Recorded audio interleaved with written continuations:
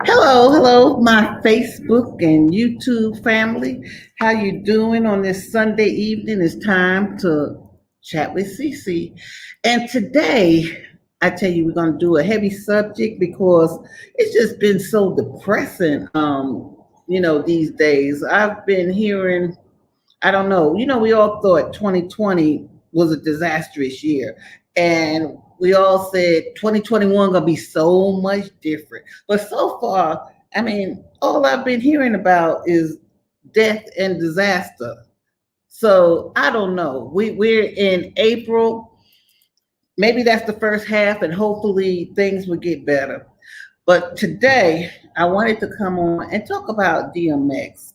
He died this week, and really he was one of my favorite rappers. I'm kind of for the old school rap, and he was one of my favorite rappers. And so I have watched him, just like many of you all, go through different stuff all throughout life. For a while, when you hear the words DMX has got arrested, DMX didn't show up for a show, DMX, car accident. I mean, you're just kind of used to hearing that after a while, in rehab. Everybody was used to hearing that. But, as you get older, those times like that become less humorous, and, it get more serious, especially with the drug abuse and things like that. And as you can see, as you get older, what that stuff lead to. And,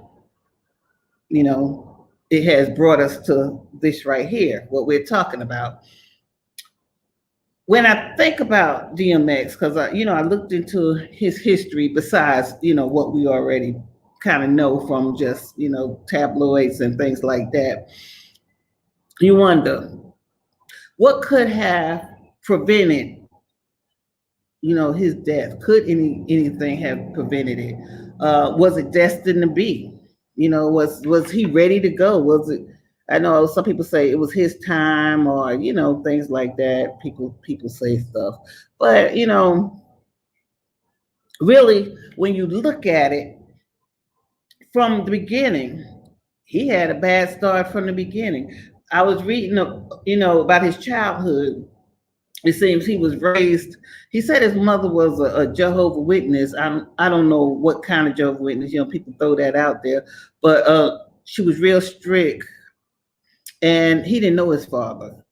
He said his father he never came around, but eventually he got to know his father, and I think his father only came around when he happened to be in New York. He was an artist, so I guess he got that creative side. He only came around when he was gonna sell art, but he never was a father to him. So in actuality, he never learned to be a father. And his mother, I guess she was real strict. He said on an interview one time that he had at the age of 6, he had two front teeth knocked out with a broom handle by his mother, a 6-year-old. What's up with that? That's abuse. And that she had boyfriends that was rough too, and I guess they used to beat him and everything. Long story short, he had a bad childhood, and I think at the age of 9, he started going to getting in trouble, in school and stuff. But he was really getting in trouble before that. But in trouble enough that the courts took him out the home and put him in a group home.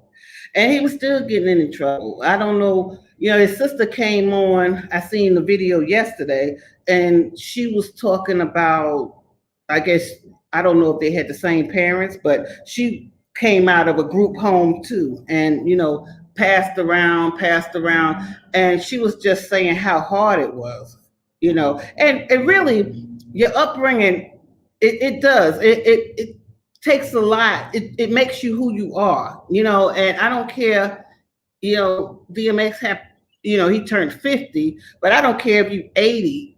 The things that happen to you as a child, it reflects, and those wounds that you get as a child, it stays with you forever. And I know some people will say, you get over it or get past it, but sometimes you just can't. Sometimes you can't. I'm not saying you some people do get past it and go on about their business, and but some people just can't get past that. Their life is, I think scientists or studies have said by the age of 2, you have developed into basically formed pretty much the human you're going to be. Now, I guess going up from that, you still have to do some molding and things like that. But, from the time that you're born, the nurturing, everything is who you are, and it makes you. And when you never love, because I think one time he said on an interview that he never felt love. That's what he said, never felt love. And that's sad. You never felt love. Now, I know, old school parents, maybe even my parents, back then parents wasn't huggy feely like they are today. When you know better, you do better. But parents didn't come out and say, I love you, or, I'm gonna miss you. I didn't grow up like that, even though now I say that to my kids, and I make a practice of saying it to my kids because I want them to know that. But, a lot of parents didn't say, I love you. So he said he never felt love, never.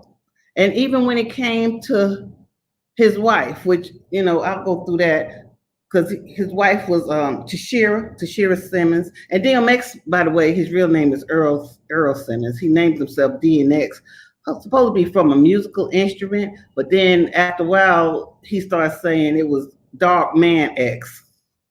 I don't know. But anyway, they was talking about his wife, and this was a Breakfast Club interview, and they was asking him, did he love her, and she stuck with him for 12 years, but they was together longer than that. But he was married for 12 years and had 4 kids, but was love there. And one thing about DMX's interviews, he seemed to be very honest.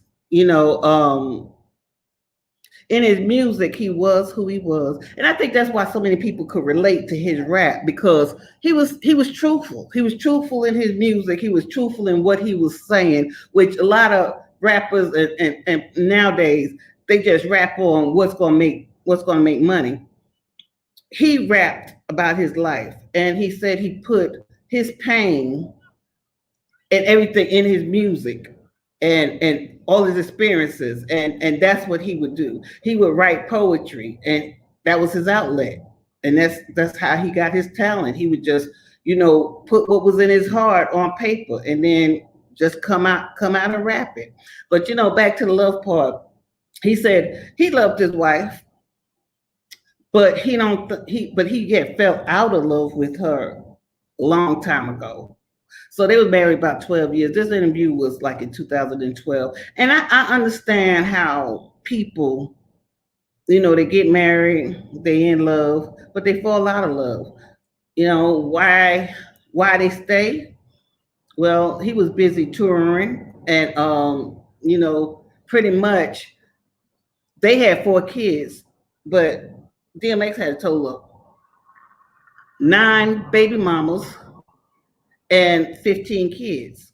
So, he was doing his thing, going all around. So even though he was married, it was just like he wasn't married. I mean, he admitted he wasn't a good husband. He was, he said he's a good father. He said he was a good father, but he said he wasn't a good husband. He said the love had been gone and they was just together. Now, why she stayed, and he said that when they talked about how did, like, since she been with him through the going to jail, the drug abuse, and all of that, Was she that ride or die girl, or was she, she had his back? And he said no. He said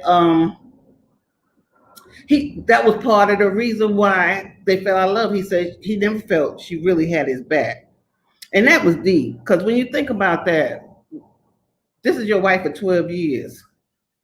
Why would you not feel, and like I say, she was with him through all the ups and downs. Why would you not feel that she didn't have your back?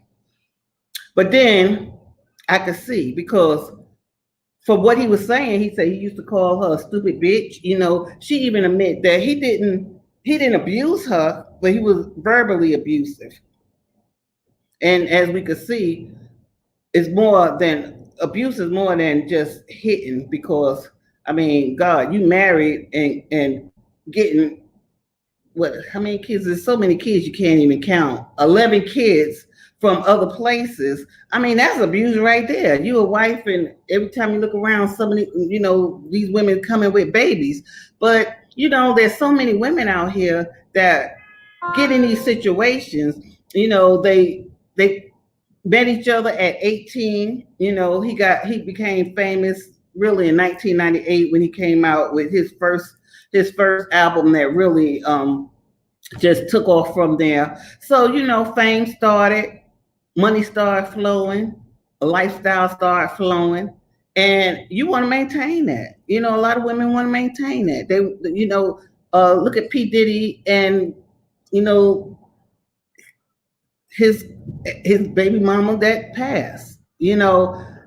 Sometimes they stay in these situations because they want to maintain that lifestyle. So anything that it takes, whether it takes, because they don't have self-confidence in their self.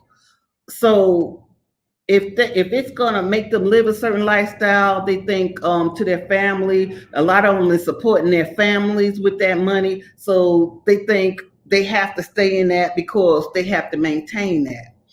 So even his wife said it took her a long time to come to that realization and get enough strength to file for a divorce. So all of that, is kind of relevant. And plus, she came from a broken home too. She was telling Wendy on Real Talk that, I'm sorry if y'all can't hear me, because we got motorcycles running up and down the street, and I got this window open because it's hot in here. But she was telling Wendy that her mother left her at an early age. She was a Muslim, and she just took off, walked out the door, and left her father with 8 kids. And he was real strict, and he started drinking. So she was used to addiction.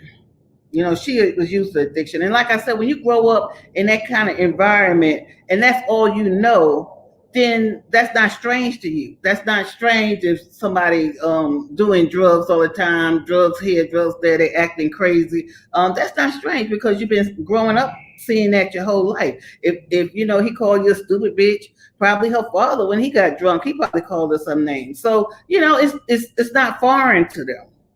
It's sad, but it's not foreign to them. So that could be the reason why people stay in those relationships. But one thing I noticed about him,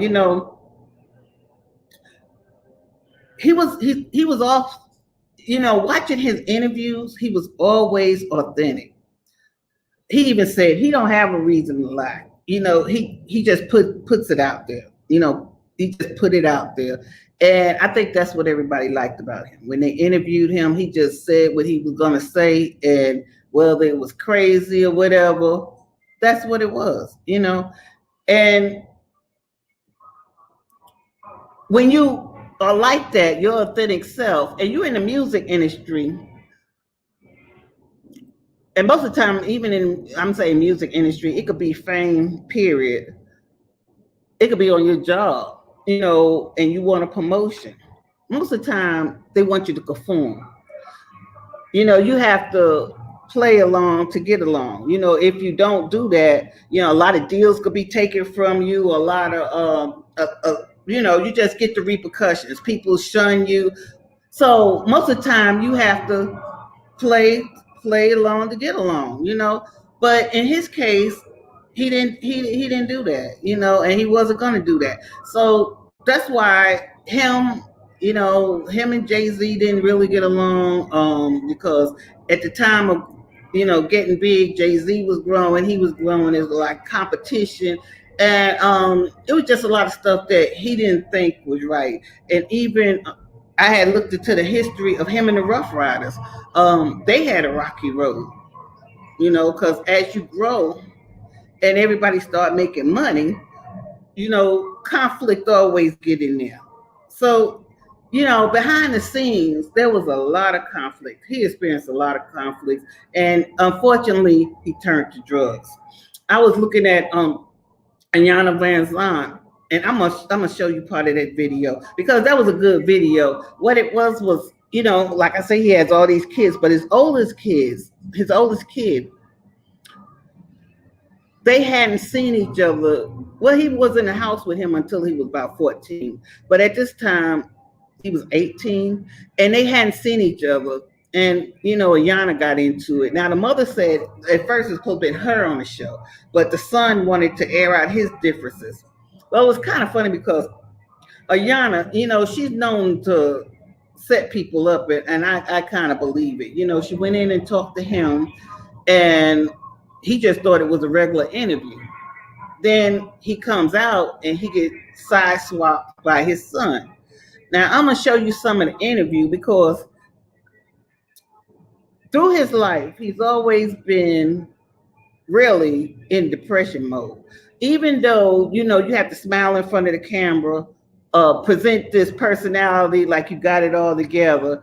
There's a lot of people out there, that is, like they say, the tears of a clown. They put their face together, but they sad. They sad all on the inside. So I'm going to show you this clip with Ayana when she's even asking him, is he an addict? Like, do he believe he's an addict? And he like I say, he's really honest, and he'll come off saying, answering her question. So I'm going to put this on and share the screen with you.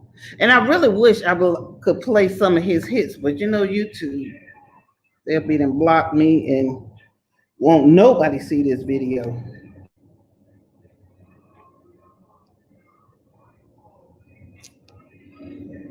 Okay. And I'm gonna play certain parts of it. So you see, I'm off this where I'm gonna start at.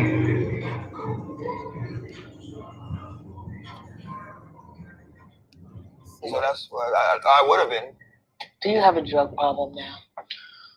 I will always have a drug problem. Tell me about that. Just because you stop getting high doesn't mean that you don't have the problem, because it's a constant fight every day. Every trigger that was a trigger when you got, it's still a trigger. Whether you act on it or not, it's something different. But I will always, until I die, I will always have a drug problem. Okay. Now, when you talk about drugs, tell me what you're talking about. I smoke weed, drink, coke, crack. Now, I don't know with that. I mean, with the coke and the crack. Now, since I've been home from prison almost 3 years. Slept a couple times, but I got right back up. You said the crack, the cocaine. There was a time when that was a challenge for you? Yes. Amazing one. There was a time when I first got signed. I damn near went out of my mind. Because, before, when I do my little robberies here and there, whatever, I ended up with a couple $100. You can't really go along with that.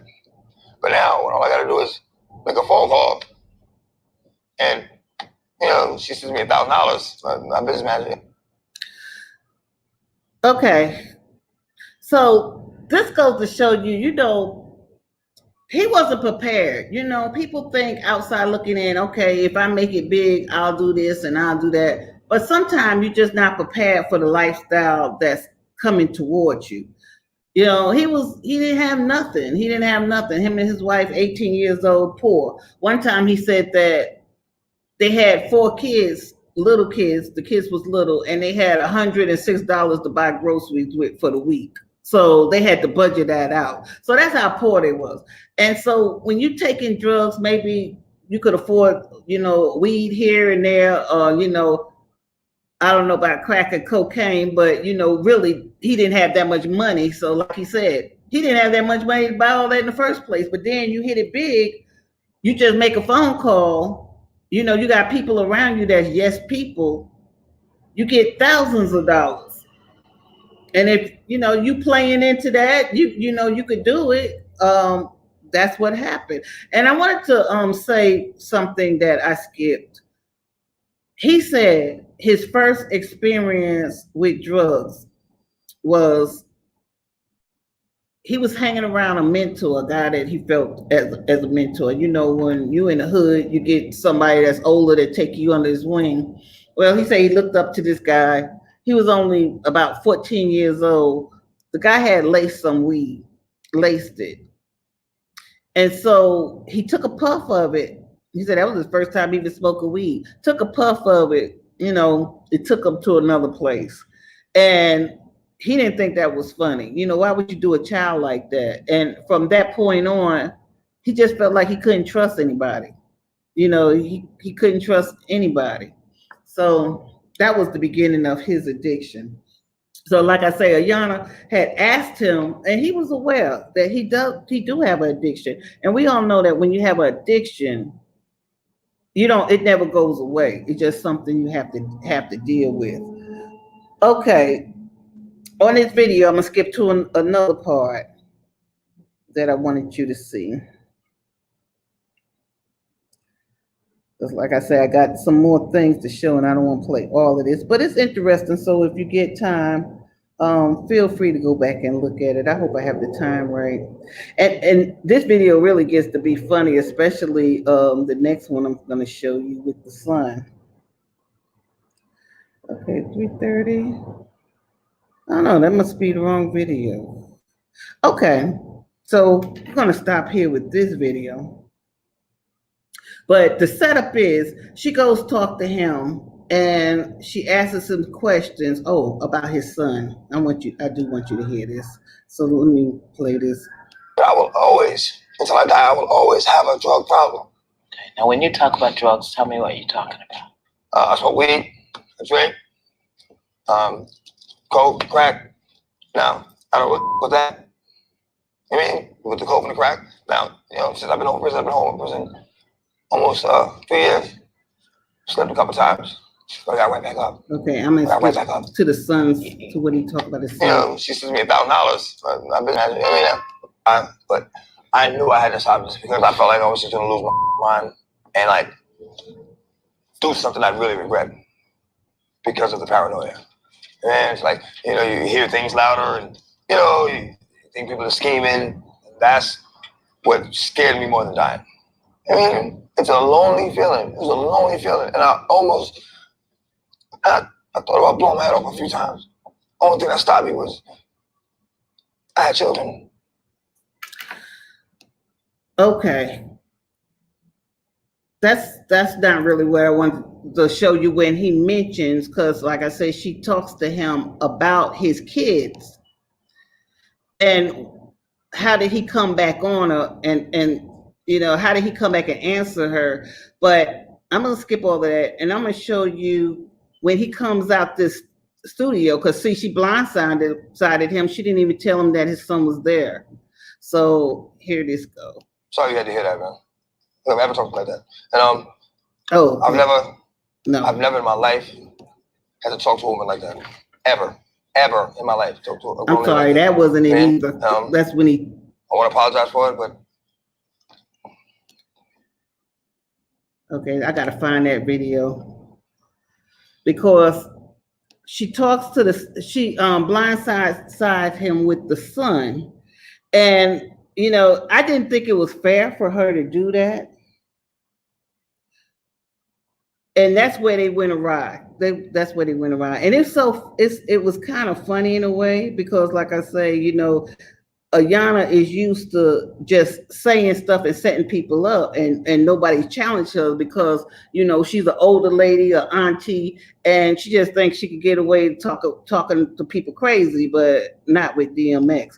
Okay, so I have this here, and I'm gonna go back and share my screen with you.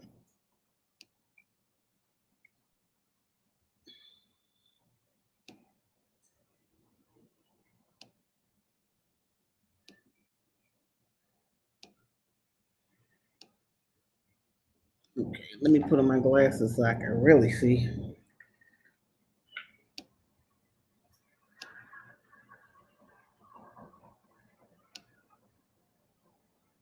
Xavier, that's his son's name. I've never in my life had to talk to a woman like that. Oh, no. Ever. How I keep getting back on that?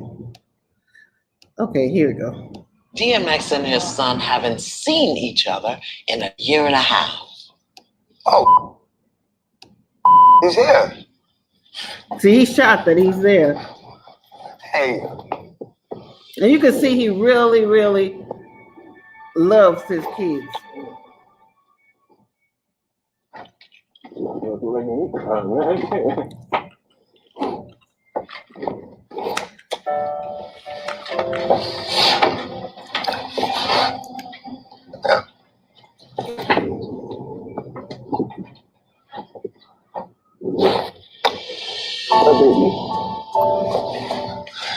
my baby, you always gonna be my baby. Always, always. That's why we never talk. I can't talk to you. Why not? It's of all you've done. Loving essence. What do you mean? Like, Loving essence. Why don't you sit down? And that's what we're going to do. We're going to talk now. I watched from this to here. You know, I just wanted to, you know, teach you the stuff if I was supposed to teach your son. You know what I mean? And, you know, help you whatever I could. I always extended like, yo, you know, you need to talk about anything, and I just never talked to me. But I hope you didn't think I didn't love you. Oh, okay, all right. I'm sure I made that clear. Like, you know, even just to walk by, I love you. You know what I mean? Like, you know, if you said, you know, just that. You know? Can I hold that for you? Because you're not going to do that right now. Not right now. You got me, now you just give me a complex about. Now, as you see, she, you know, he's smoking. I don't know if it's weed or cigarette, but she coming into his place and you know, she just taking over everything. But okay, I'll continue on. Smoking a cigarette. Hey, come on, let me hold it for you. Nah, I promise I'll give it back to you. I'll give it back to you. Let's do it clean. From your son. Thank you. So what's going on, man? So different? Yeah. Lots been going on. Like what? He wanted to talk to you. And I said that I would support you all. I'm just keeping the high ground. So you told her that she wanted to talk to me? Yeah. Why couldn't you, like, tell me? Like, You were shut down. I couldn't. I shut down?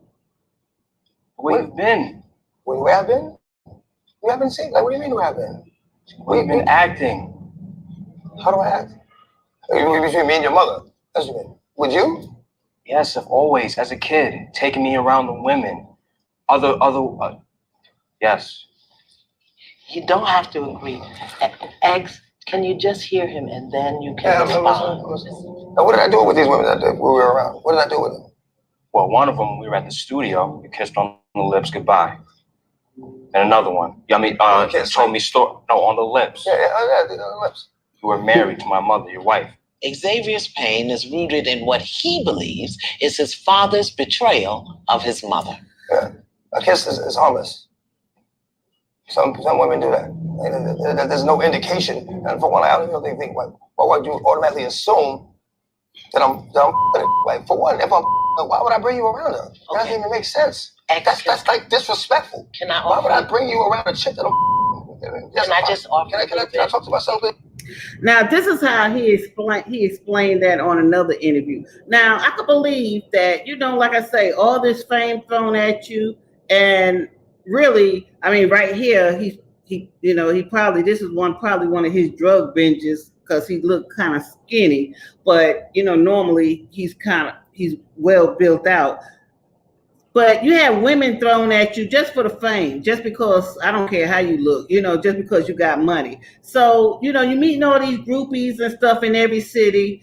And remember, he never really learned how to be a father too. And a lot of men think that taking their sons, you know, showing them extra women or showing them how to be a player is something special. You know, I don't know where that comes from, but some men think that, you know, so I could see him doing that, not to make it right, but I can see him doing that, not knowing that this child is paying attention. People think children don't see, but this child is paying attention. He's married to his mother, and how you think he feel seeing his father perform with all these women? But DMX had said that he felt like kissing wasn't nothing. He didn't see them actually doing sex, which that's no excuse, but that's what he said. But he also said that if he had another chance, he wouldn't do that again. That was on a different interview. But okay, but as you see, Ayana's jumping into it rather than letting it be a father and son moment.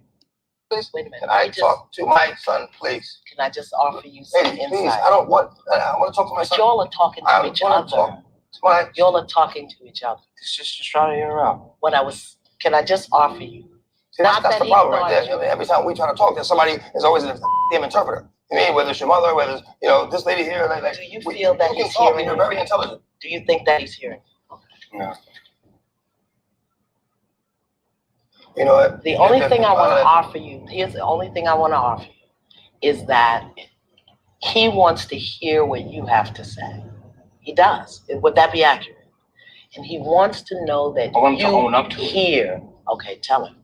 I want you to own up and say, I did this. Did I kiss the girl? Yes, that's common sense. It's obvious. But also, remember all the times you were talking about, bragging, I got this girl. Okay.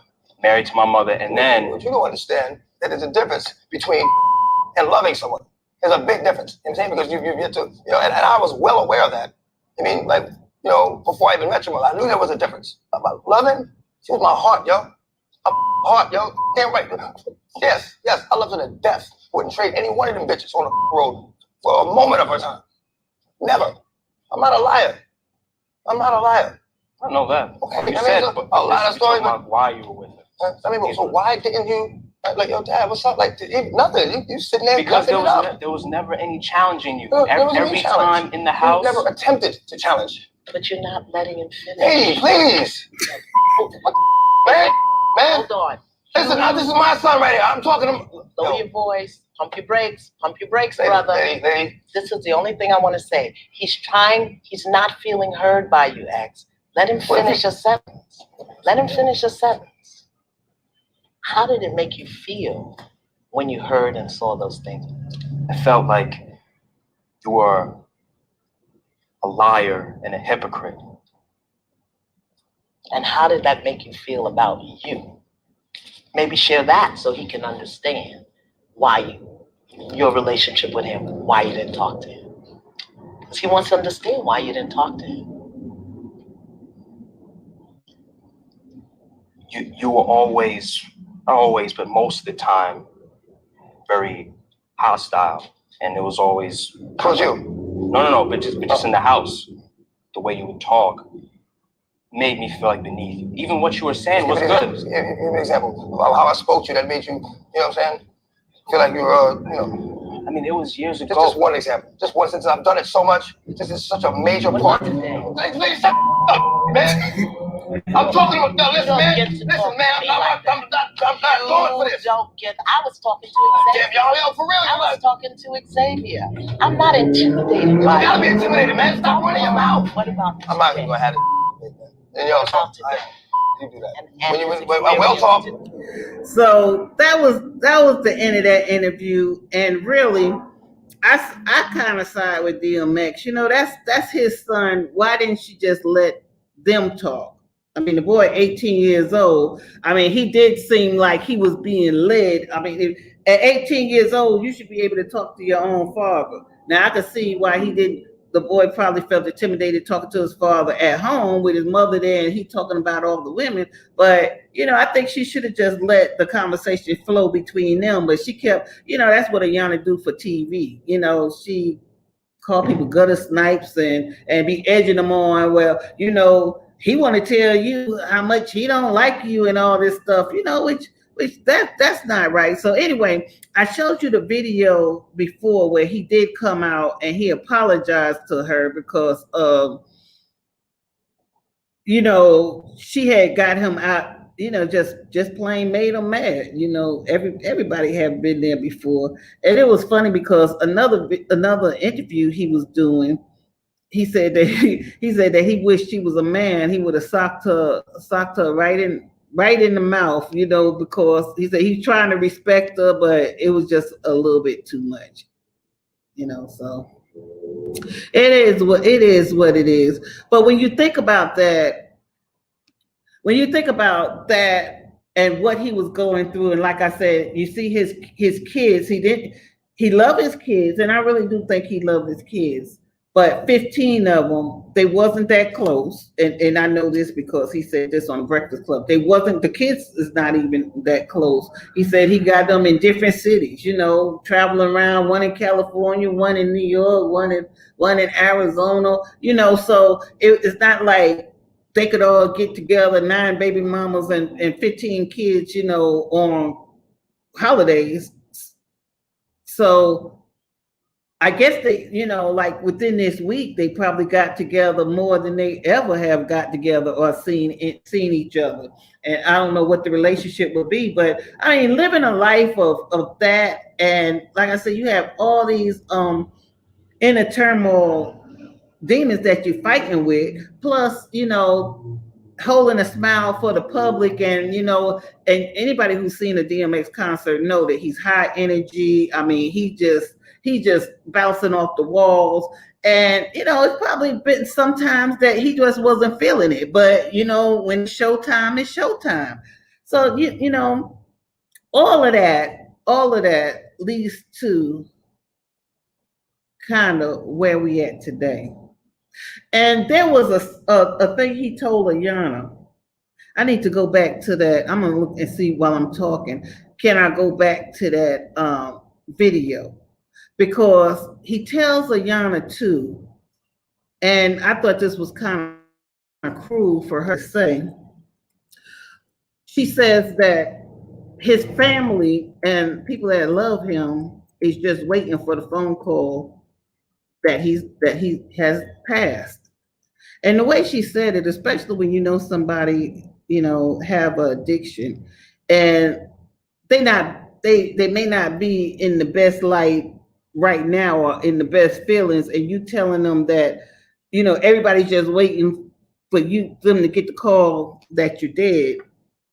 I really didn't think that was a good thing to say, but I'm gonna let you see how she says it. I mean, it just really wasn't very nice. But it was important about his answer to her. And he was really honest in his answer. So I think I do have it.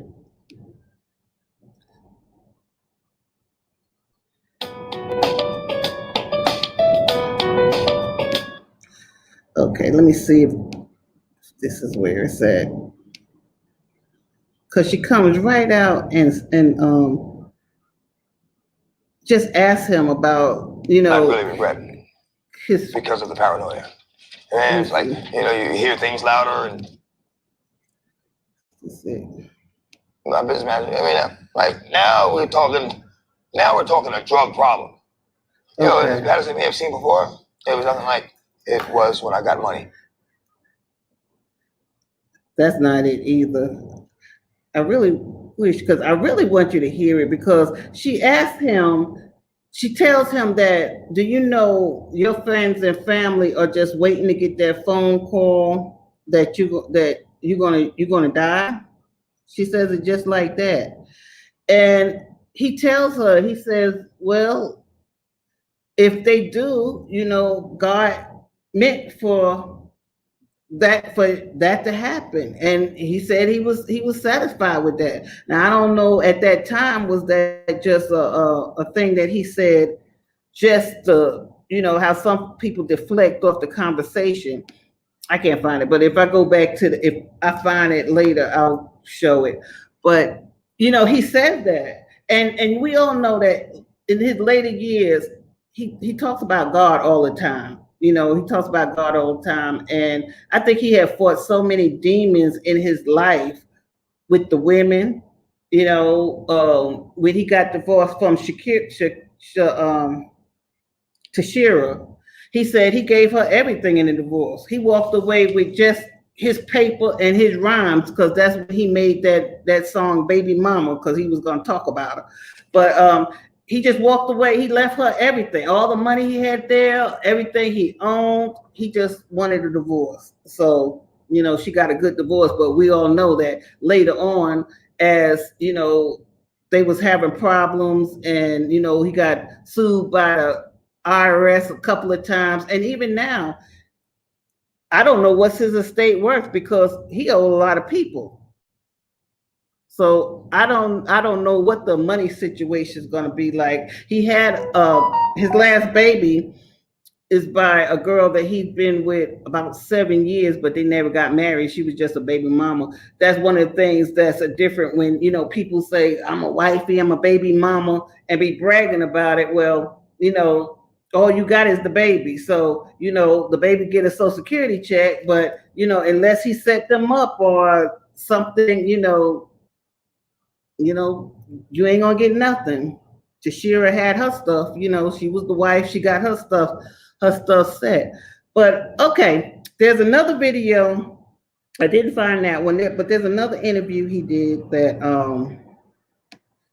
this will give you some insight on what he's saying. And even the news reporter says that he don't hold back in this one. You see, where is this? I'm gonna start it right here. Interview, he gave us a taste.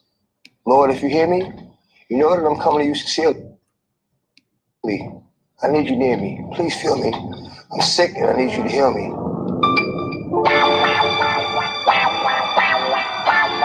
DMX, who admits he's struggled with drugs, says he's lost and still looking for who he really is. He seems to express himself best through his lyrics. Now, that was kind of deep. You know, like I say, he always said that he expresses himself through his songs, and so he made this lyric to God. And I just want you to catch that again. And in the middle of our interview, he gave us a taste. Lord, if you hear me, you know that I'm coming to you sincerely. I need you near me. Please feel me. I'm sick and I need you to heal me. Okay. DMX, who admits he's struggled with that, you know, so like I said, you know, this has been a lifelong thing, a lifelong thing, with struggling with drugs, trying to get right with God, fighting his own demons. And like we said, you know, you're an addict, you're always an addict. You know, the news and stuff is saying a heart failure, but we all know it was an overdose, and pretty much that's what it was pretty much going to be at the end, the way he was going. Now, he made this video, which I'm quite sure everybody's seen, a couple of days before the overdose. I'm gonna skip it, but I'm gonna play some of it for you. And this is during the pandemic, like I say, just a couple of days. Now stop on there for you. Okay, Stizzle. Okay, what up, Stizzle? You know, say what's up to everybody. You know what I'm saying? I love the support. You know what I'm saying? The continued support. You've been riding with me from day one. You know what I'm saying? Ups, downs, good, bad, and I appreciate it. You know what I'm saying? Anybody that I come across, anybody I cross paths with, I know. You know what I'm saying? You know, when I see you, I show the same love you give me. You know what I'm saying? You know, so I do appreciate it. You know what I'm saying? You know. And then he says a lot about God, and I'm gonna go to the end. The end of the word. You know, make whatever you're going through, whatever it is, it's gonna be all right. When you truly have God, whatever it is, it's gonna be all right. Because you don't know that's God's will. The story's already been written. It's already been written. It speaks of before we were born, and it refers to after we're already gone.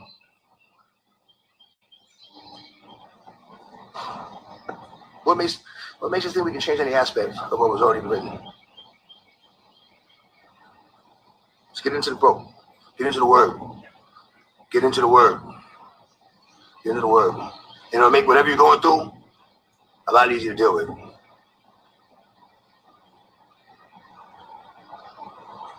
I mean, I ain't gonna sit here and beat you in the head all day. You know what I'm saying? I said what I had to say. God bless. I don't even know. I'm sorry. I don't even think I shared that with y'all. I'm going to share it with you again. I hope, I don't know which, man, that was my mistake. Let me see let me go back to this one.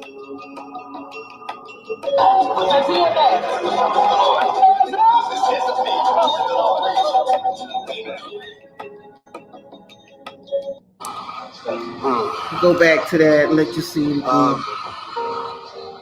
Your man non-stop on there for you. Okay.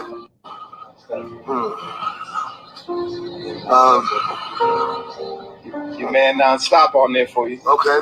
Sizzle. Okay. What up, Sizzle?